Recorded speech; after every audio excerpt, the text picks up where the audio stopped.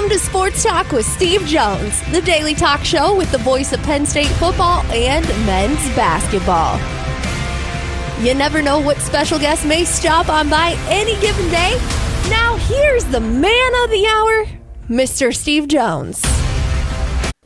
Great to be with us on this Monday game week. And we will start out the show appropriately with 49 good San Francisco seconds. So that'd be 49 seconds more than your team they've played. They're struggling a little bit here. Struggling. They lose one guy. Christian McCaffrey. One guy. Nothing. Yeah, injuries added up as the year went on, but I think ultimately one guy. Yeah.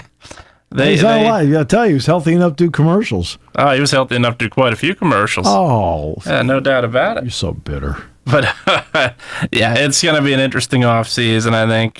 This is, I don't want to say they're New Orleans Saints territory, but they're in the territory of you're going to be very over the cap. You obviously can restructure. I don't think there's any doubt about that, but it's going to be, this is now where you're reaching a point where you're going to have to pay your quarterback or not pay your quarterback. So that's going to be the I would think interesting they have thing. To pay him. I think so too. Yeah, it's literally, again, you talk about McCaffrey being out. There were plenty of weapons out this year. These are your people, okay? That's right. And it's just Ayuk being another one. That's Ayuk, he's gone.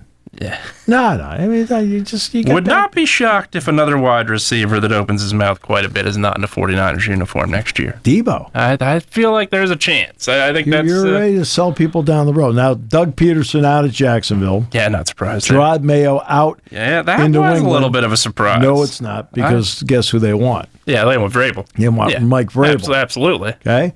Vrabel did interview with the Jets. And he did it, we think, to get a little bit of pressure. Sure. No, not just leverage, but pressure. Hey, you want to coach against me, or you want to coach with me? Yeah. Okay. So the Steelers will get the Ravens, so their season's over.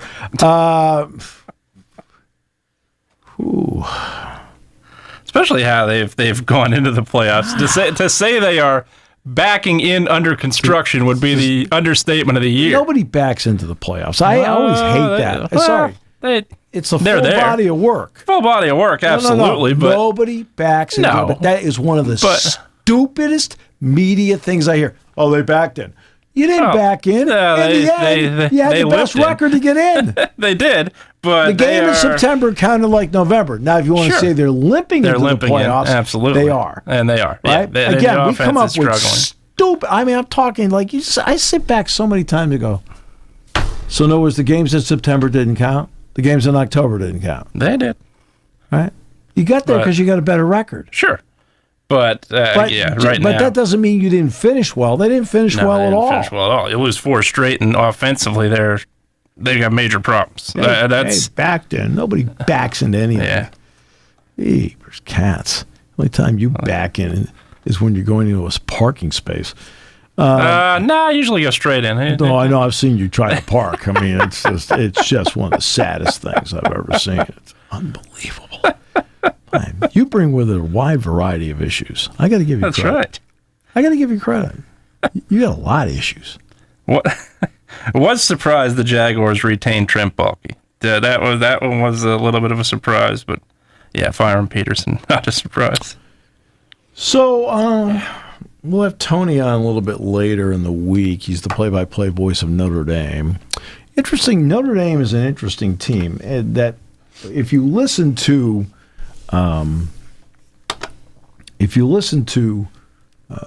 Brian Kelly, you name the roadblock, he had it. Appears to have no roadblocks at LSU and the same record. But that is true. I thought I'd bring that up. But this is they've brought in a few transfers. So look at the game against Georgia. Harrison Marshall, kickoff return. Oben, big fumble recovery play. Duke. Riley Leonard, Duke. But you know what? There's more to it than that. They had the ability to do what Penn State did in some ways, and that is made sure they could retain the roster they had. So they convinced Xavier Watts to stay. It's big. Okay? That's big. And if you have the ability to do that, retain your roster.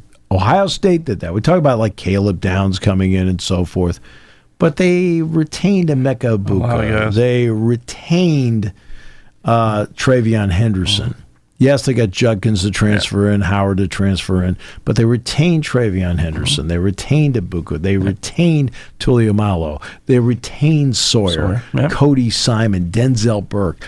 And Penn State, look at all the guys Penn State retained on their roster. The Abdul Carters, the Dennis Suttons, Devon Thomas, Zane Durant, Kazai Izzard, all these veterans that have been there. Jalen Reed, Zakee Wheatley, Harrison Wallace, right? Nicholas Singleton, Katron Allen, Drew Aller, Tyler Warren. I mean, they retained a lot of their roster. And I think that made a huge difference in what they were able to do with this team. And I think I just think it's been a big part of today's landscape. It's not just the ability to go into the transfer portal and get a Will Howard, get a Riley Leonard. Not sure. I'm still not sure if I guess I do classify Quinn Ewers as a transfer. Yeah, I would say so.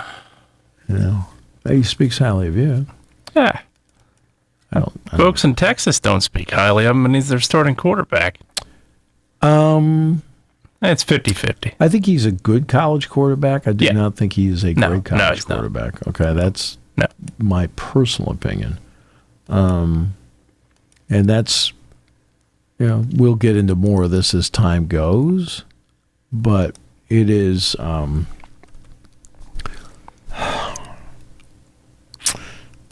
but the ability, they were able to retain Quinn Ewers last year. Sure.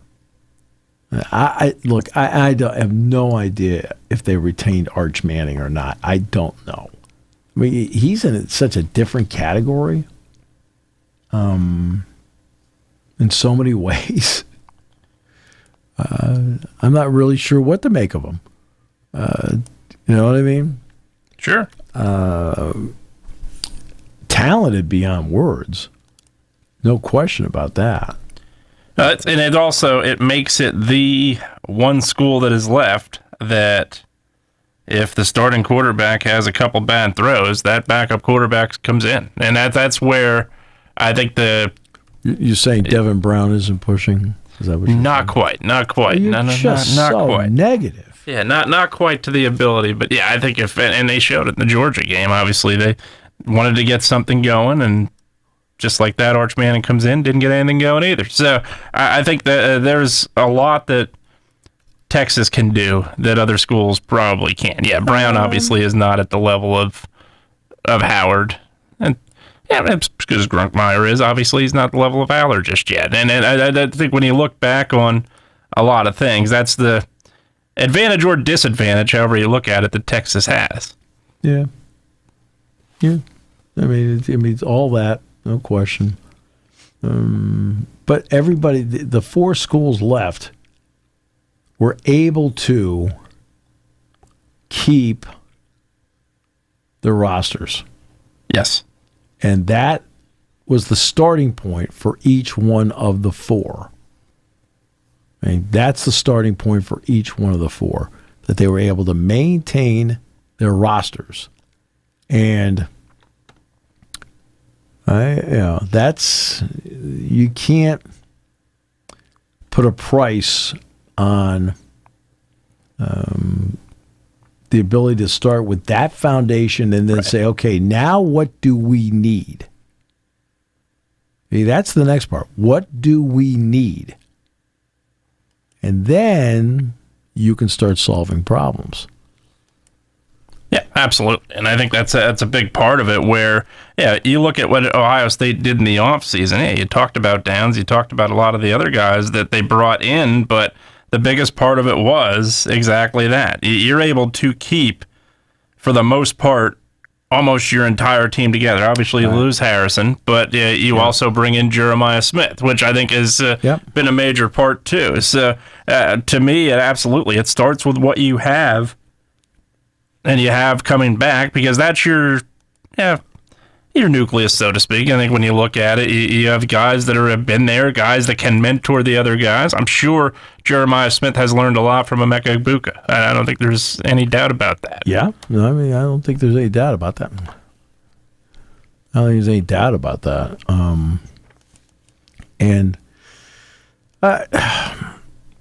But again, if you can start with that, look at Penn State. Penn State's a great example of all this, okay? So Penn State, I talked about what they kept. Now let's talk about what they brought in. Jalen Kimber, A.J. Harris. They knew, said, hey, look, we need a little bit older secondary. And because of that, we need to go out and get a fifth-year guy like Kimber. Great young talent in A.J. Harris. To add in with the guys they already have. Davian Collins, Cam Miller, Elliott Washington, Zion Tracy, so they were able to do that, and because they added in, it made a big difference. Julian Fleming changed the receiver room at Penn State. Some of those long runs, the blocks he's made on some of those long runs have been phenomenal. And again, you have to watch to see this stuff. Yeah. Right? You have to watch to see it. But he's done that. I think that,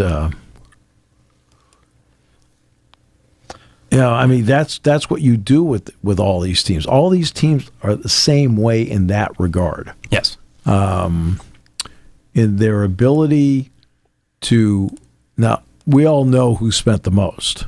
Okay? Sure. We all know Ohio State spent the most. Okay, I got that part. Everybody's got that part. But it's more than that. If you can start with basic roster retention, and that's part of what we're talking about with Ohio State, sure, is that they went out and not only go out and like, oh, look at all the money they spent. And there's no question they spent money on transfers, of which I believe, if I've got my numbers right, 40% of the money they spent was on transfer, but 60% was spent on roster retention. I mean, that's like, oy. I mean, that's impressive. Absolutely. That you can do that. Yeah. And it shows that, it also shows they believe in, what is being built there. I don't think there's, that's another big part of it. It's, you can tell about what's being built there, but again, sometimes it's just about the money. Sure. That's a huge part. No, look at your career. I mean, really, every time I turn around, your career is like, that's right. No. But it's sure, that plays a major role. I don't think there's any question about that. Okay, we know how your career is built. That's right. Your career is built in such a way where it really is all about the cash. Absolutely. I go in the parking lot. I see what you drive. I mean, that red car you drive, facade, phenomenal. No, it's just it fakes out everybody. That's right. Yeah, everybody fakes them all out. Yeah, he can't drive that. Yeah, no. He does. That has been one of the advantages I think you can look at with NIL though. I think it is where does it have its flaws still? Absolutely. Does it have stability? Not quite yet. So I think those things are. Well, that's what's going to be interesting moving forward is with everybody. The major schools are all going to pay the maximum amount of money. What kind of difference does that make? We'll see. Yeah. What kind of difference does it make? Yeah. But it also keeps players around that you may not have been able to keep around. Right. I think that's a huge part of it, too. Right. when you're looking at roster retention and building your team going forward. I think it keeps guys there a lot more than what you did in the past. So I think that's a big part of it. The other part of it, has it hurt college football in some ways? Absolutely. It has hurt college sports in some ways, absolutely. But it has also benefited too. I think that is the one thing that a lot of the people on the outside looking in don't necessarily see as quickly, because they now see the money being made. Well, we know how, again, how you operate. That's right. You've gone out and again, with you, it's all about the cash. That's right. Now, some people, there's semblance of loyalty, and if you take good enough care of me, okay. Sure. And they're not going to move. Okay. And that's the way it is for some people. Other people, look, they've got a lot of outside influence. I'm not going to get into a couple things I know, but I know for like there was a player in basketball that sat out a game last week, and he had what would be considered extremely unremarkable MRIs and X-rays, and on the advice of counsel, sat out. These are your people. I worry about. Again, I worry about. Guys like you worry me. They do. Yeah, that's you. Nah. Not you. Never. Come on. Ah, you got to admit it. Come on. This is it's all about you. But that's where we are. I mean, where you sit back and go, okay, like, who's running the show here? And I've told people many times when it comes to like medical decisions, the medical decisions are, and I was talking with Tim Garl, Indiana's trainer yesterday, legend, 44 years. So Tim's been there at India 1 year longer, and I've been doing Penn State basketball. And I said, I always tell Tim it's a three-pronged decision. It's the doctor, it's the trainer, and it's the player. If any one of the three vetoes playing, he won't play. And he says, yeah. He said, and that's one of the issues. He says there'll be times where he says I'm not talking about our people. He said, I don't talk about our injuries. He said, but I'll know in talking to other people, they'll say, he's perfectly capable of playing, and he's not playing. Well, why isn't he playing? Well, he's not playing because he has been advised not to play. Exactly what you're looking for. I mean, again, that's part of the issue that you have today with others getting involved. And when I mean others being involved, I'm talking about agents. Absolutely. Big part of it. I'm talking about players. Mm-hmm. And the agents are an interesting group. Yes. And there's some out there that are outstanding, no question. Okay, so let's not say, oh, they're all bad. No, that's not true. That is absolutely not true. But you do have some out there, hey, you're a first-round pick, and you're going to be great. Okay. And then why do they tell you that? When the draft grade says you're third day or undrafted free agent. Why? Why would they say that? Because they want to retain you as the client. They don't want you going someplace else.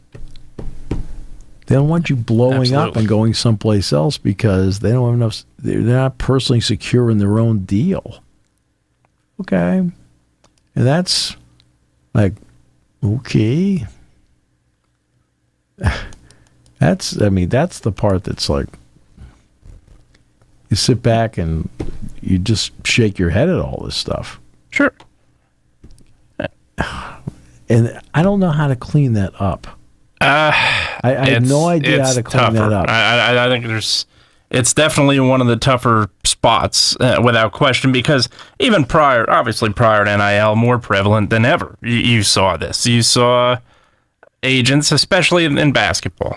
Football, yes, too, but basketball more so, because there's 2 rounds in the draft where they get in the guy's ear and say, oh, you're going to get drafted? Absolutely. You're going to be top 15, and then they don't get drafted at all. Right. Well, at NFL, you can... Yeah, but see, the difference now is they're allowed to be involved now. Mm-hmm. Yeah. That's the difference. Yep. They're allowed to be involved now. Yeah, because, absolutely. Okay. Now. Yeah, it's not in the past where once you hire an agent, you were done. You were going pro, and that's it. That's absolutely. That's definitely a major part of it, without question. And it's something that is going to be tough to clean up. I do think you're not going to be able to clean it up. No, I don't think so. Either. Nothing. No. Okay, everything that's happened to this point. There's no room to clean it up anymore. No, and there's the one thing that I think has had half joke, half truth in these last couple weeks has been adding a commissioner to college football. James is right about that. Absolutely, they're 1,000% right about it. James is absolutely right about this. Absolutely, and that's why. And look, whether it's Nick Saban or whoever it is, I think you certainly need somebody.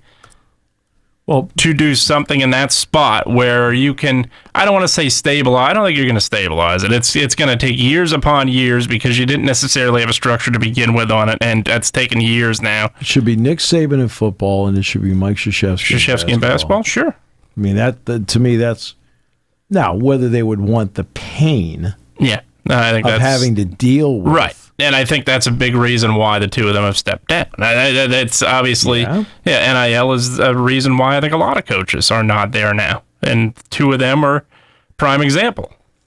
Yeah, I mean, you need to have somebody that has the best interest of the game at heart.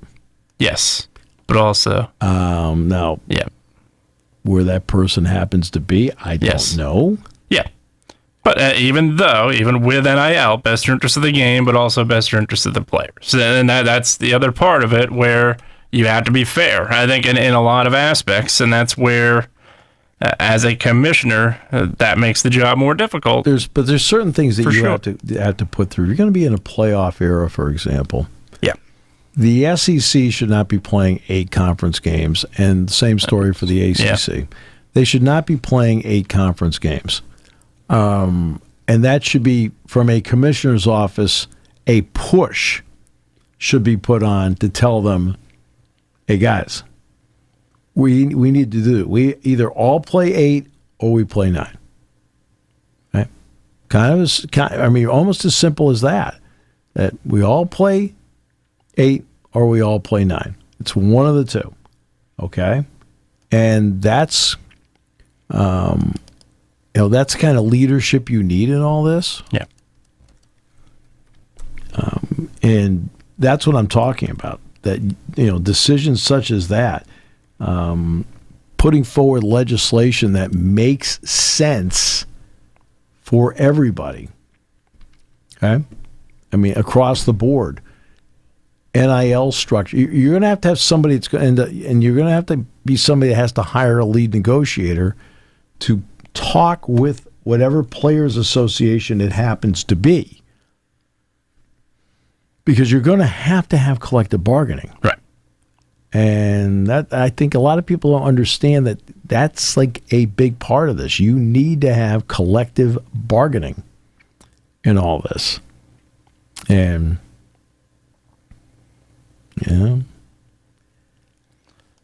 that's a huge part of it. Yeah, absolutely, and that's where.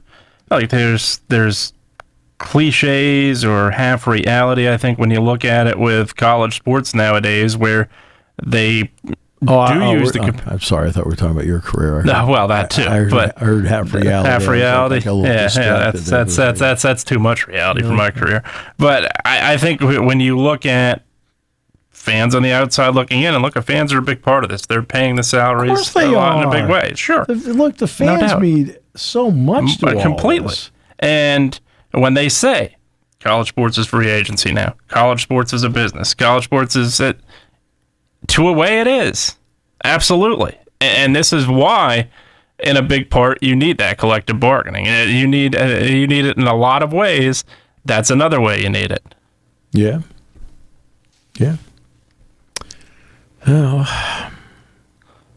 But yeah, I think Coach Franklin's absolutely right. I think you do need a commissioner. Now, this college football playoff has been great for college football.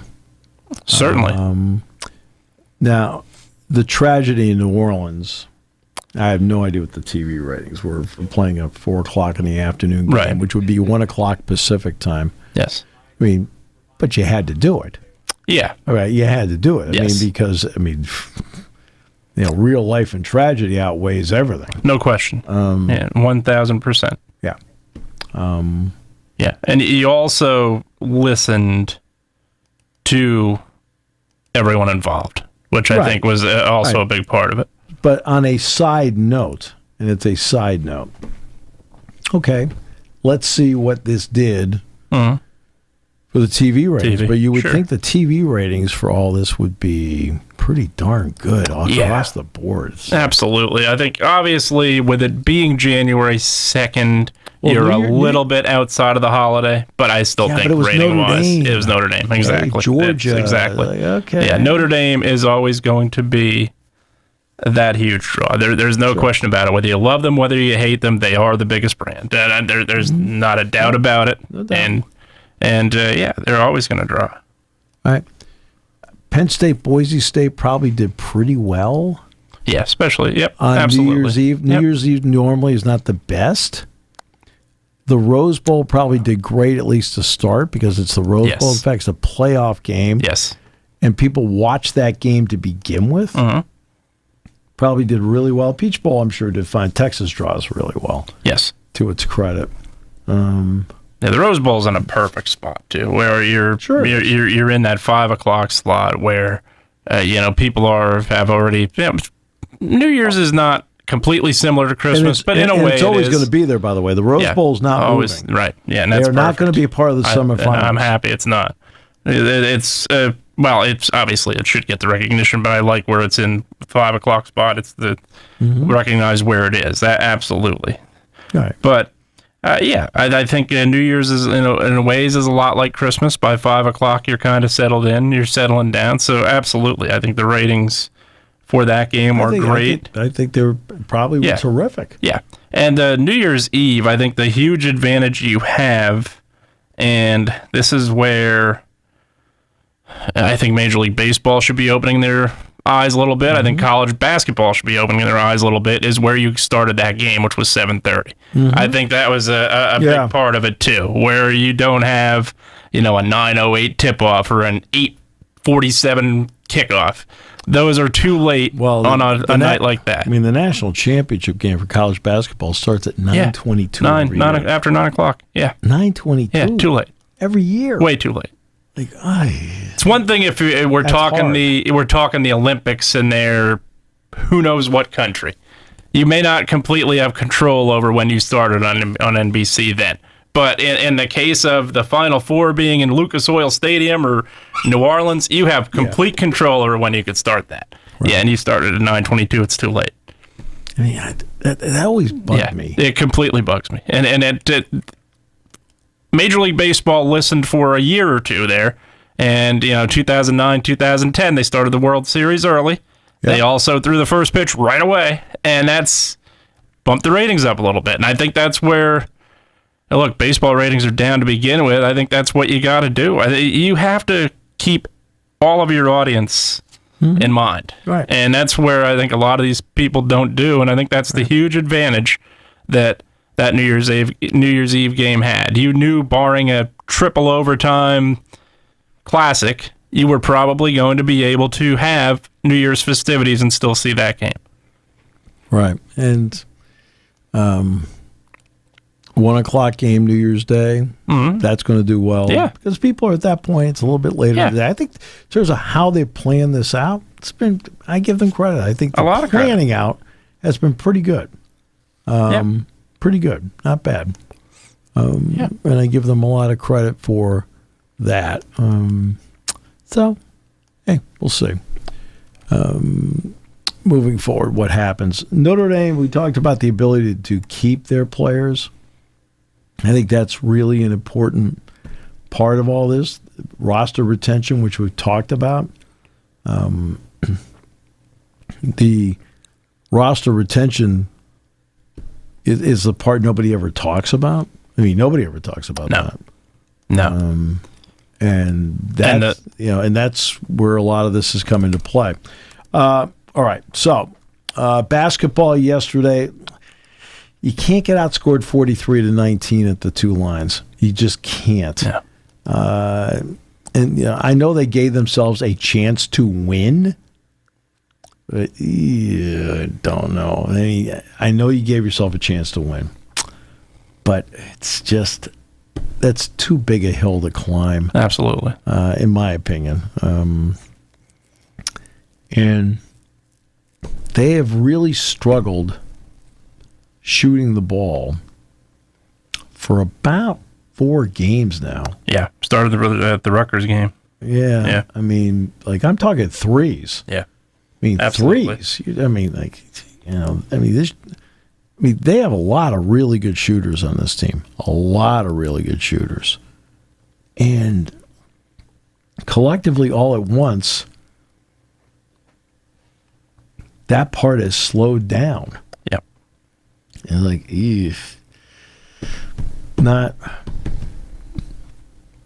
not the right time, because you need, in the Big Ten, you've got to have the ability to hit shots. Any game, hit shots. They've got Illinois coming in. Illinois ran Oregon out of the building. They ran them out. I mean, like 116-77 or something like that. Like, you got to be kidding me. They won by 39 points on the road. Then yesterday they went to Washington and struggled. Yeah. I mean, like, really struggled. Like, okay. And then, of course, Oregon bounced back yesterday, beat Maryland. I'm listening to the game on the radio driving back, and Maryland's, like, right there. And then Maryland called the timeout they didn't have. Mm-hmm. Like, uh-oh. And, of course, that's a technical foul. Yeah. Not good. Not good. Yeah. It's like you in the hallway always calling technicals. Like, what are you doing? Absolutely nothing beat the unfortunate where Eric Spoelstra. It happened against Penn State. Yeah.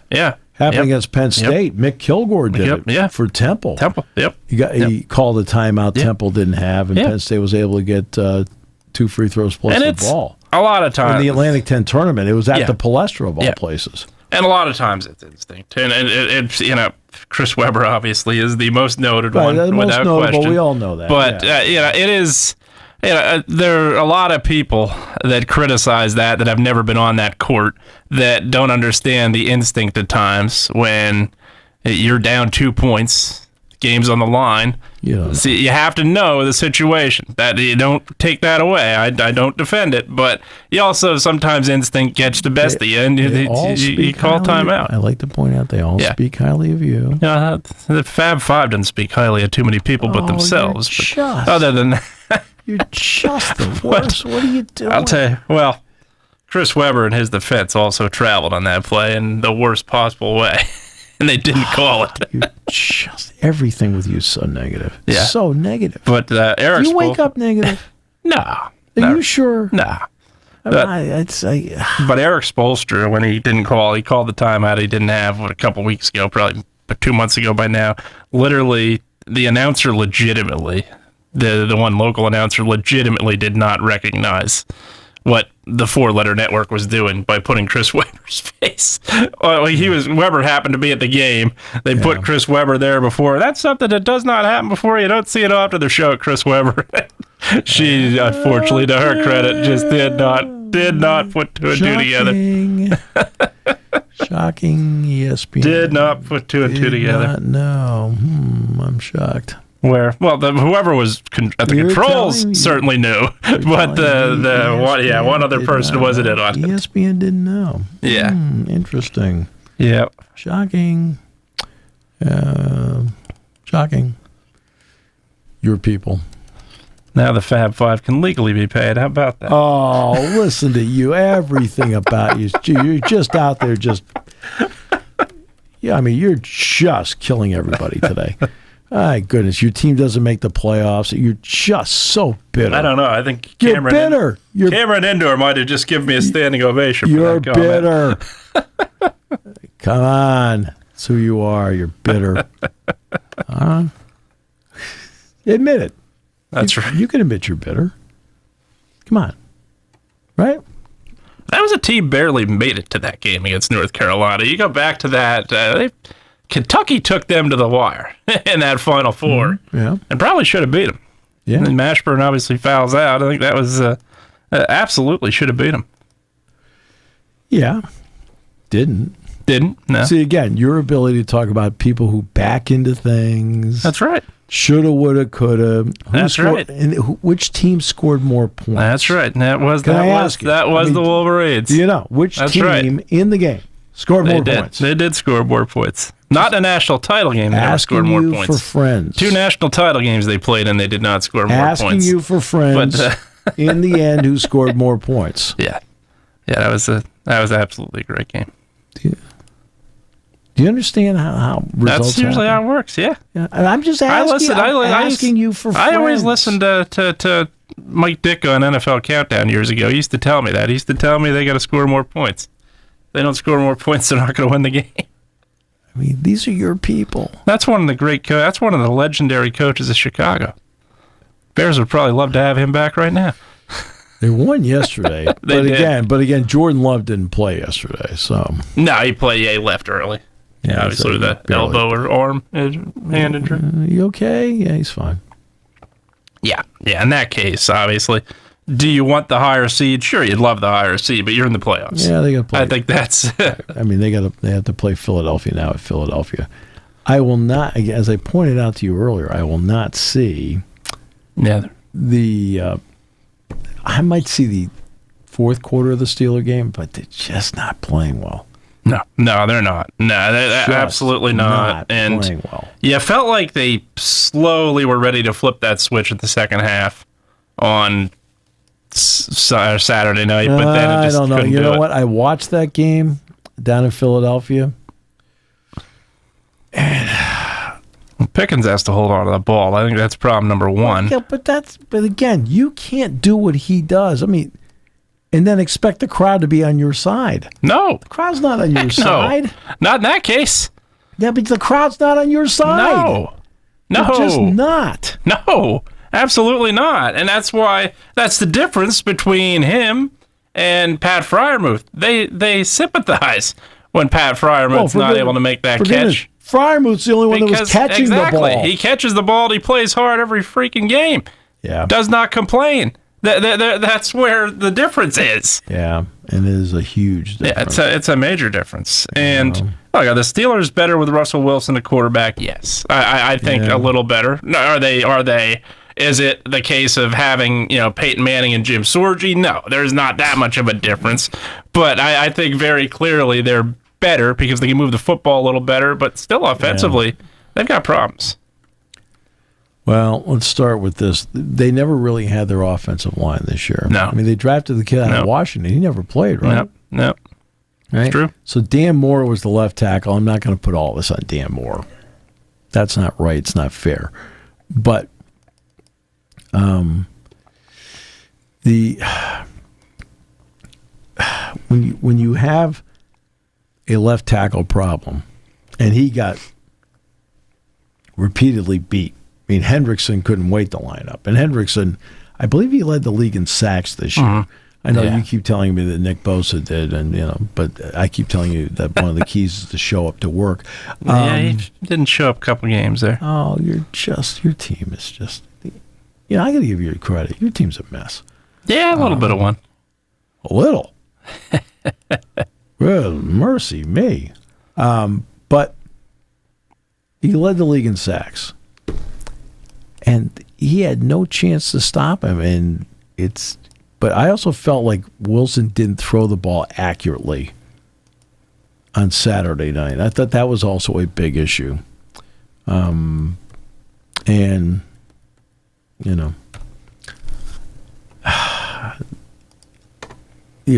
I think there'll be people that blame Arthur Smith. Well, what are you going to blame him for? Yeah, you tell me what plays you're going to call. Can't. No. What plays are you going to call that's going to change the fortunes of what we see? Yeah. I don't know.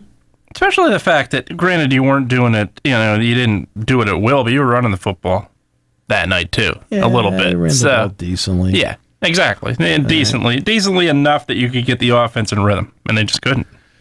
Yeah. It's just, I don't know. There's not much a play caller can call when I've said this a lot in my career, and it's worth reiterating again. And that is, you can make a play call, and if one guy can't run it, you can't run it. Sure. And that's a perfect example. Okay, we're going to run a play call. Yeah, and again, I'm not trying to pick on Dan Moore. He had a hard night. And tough. Okay? Yeah, sure. He had a hard night. But you can't run certain things if he can't handle it. And that was one of the issues. He couldn't handle it. I mean, that's the issue. Yeah. I mean, and a lot of times, sometimes it just takes one opponent to show something. Well, that's what I said about Deion Sanders last year. Right? People like to pile on him when things aren't right or so forth. Absolutely. Right? But your personality aside. That's right. Oh, you're just the worst. I'm kidding. I love the guy. When you are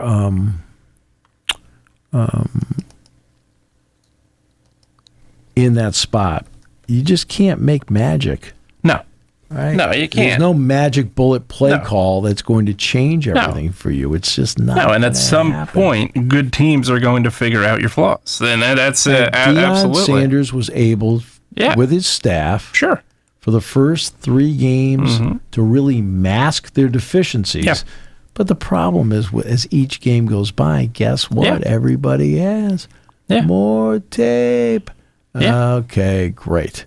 Absolutely. And because they have more tape, you've got a problem. Yeah. Because now they see all that stuff and it's all exposed. Yeah, and that's not only teams that don't make the playoffs. You're talking about, I use the Steelers as an example this year. I think the Eagles showed a lot. Obviously, the Steelers did not have Pickens in that game. Did that hurt the offense? Of course. Sure. Right. But I think that, to me, I thought they showed a lot in that game that other teams were able to take advantage of. And you look at the 49ers, the year they went to the Super Bowl, the year they lost to the Ravens. I thought when they played that Patriots game, had that 31-3 lead on Brady, Patriots came back, battled back. I thought he showed a ton of things that exposed that defense. And that defense was not the same after that game. That's what makes, one of many things that makes great teams and great players great. Yeah. Is when you're able to exploit weaknesses, you're able to exploit things. That's what made Belichick so good over the years, is he took the best player out of the game almost all the time. Right. Which meant you had to come up with something else. Absolutely. They did the Steelers how many times? Le'Veon Bell did not play well, and if he did, Antonio Brown didn't. Right. There were so many times where Bill Belichick, I hate the word genius, but he looked like one when he coached against Steelers. Yeah, he did. And that's a credit where credit's due. I mean, the guys have now you have to have the personnel to do it. Absolutely, no doubt about it. Okay, I'm going to take somebody out of the game, and guess what? I've got Darrelle Revis. Well, suddenly out of nowhere, your ability to take a guy out, just a bit better. Suddenly out of nowhere, you're ingenious. Well, of course you're a genius, because I've got the guy that can do it. I can't sit there and do it with an average defensive player. Right? Can't do that. There you go. All right, I want to talk about the Beaver Stadium press box. I was going to text you to make sure you were out of there. It's just me. What? I care. You don't think I care? You really don't. You don't think I care, do you? Of course you do.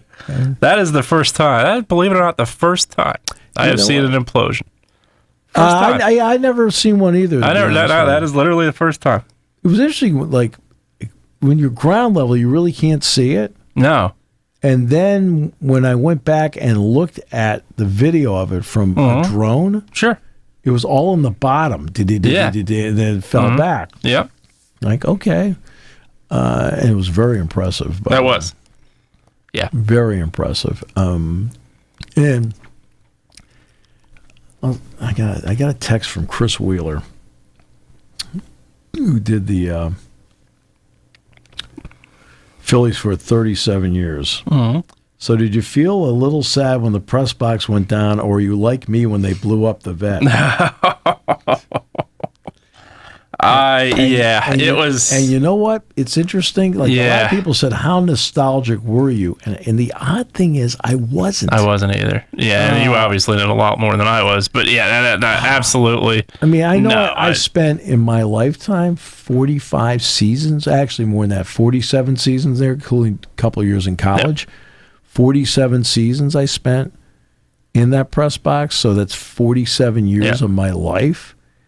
Yet the odd part is that when it went down, all I kept thinking was what it's going to be like when they're done with it. When they're done with it. Absolutely. And that's I agree. That was the part that, to me, was the part that was exciting, that I thought it was the first step in that direction. Right. And I mean, so it wasn't one of those, oh, well, and it's like, oh, because it's funny because somebody did come up to me from OPP, and it was at the Penn game on Sunday, a little more than a week ago. And he said, hey, did you take anything out of the box? I said, no. I mean, to me, it was, I'll tell you, literally, SMU game was over. Mm-hmm. Waited for Jack. Jack and I were going to go down together to the parking lot. And he comes back and he says, hey, partner, all set to go? I said, yeah, let's go. Turned around, looked at the booth and said, bye, booth. That's literally what I said. Yeah. Bye, booth. Yep. And left. And he did say to me, he says, do you want your chair? And I said, wow. First of all, it's a very comfortable chair. Yeah. So I was like, that would be awesome if you could do that. And he said, well, let me check and see if they know where it is. Yeah. And I said, oh, okay, that'd be great. When I came back from Phoenix, the first game I had back was Northwestern on Thursday night, and he told me he was going to tell me Thursday night. And it turned out they didn't have it. Oh. He says it was put away. And it was either went to salvage or something. There was some reason why it just wasn't there. In other words, because the question was it marked? Well, of course I didn't mark it. I didn't do anything. Yeah. The only thing I did before I left, they asked me to sign my spot, so I just signed it. Yeah. And somebody said, "What did you put on there?" I said, "My name." I said, I wasn't going to leave any message. I mean, this is like. I guess some of the media guys did leave messages.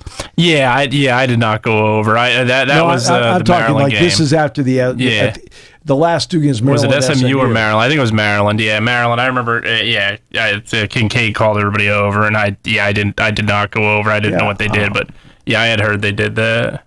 Yeah, and it's like okay, I was like, all right. Yeah, but that would I've liked to have had the chair.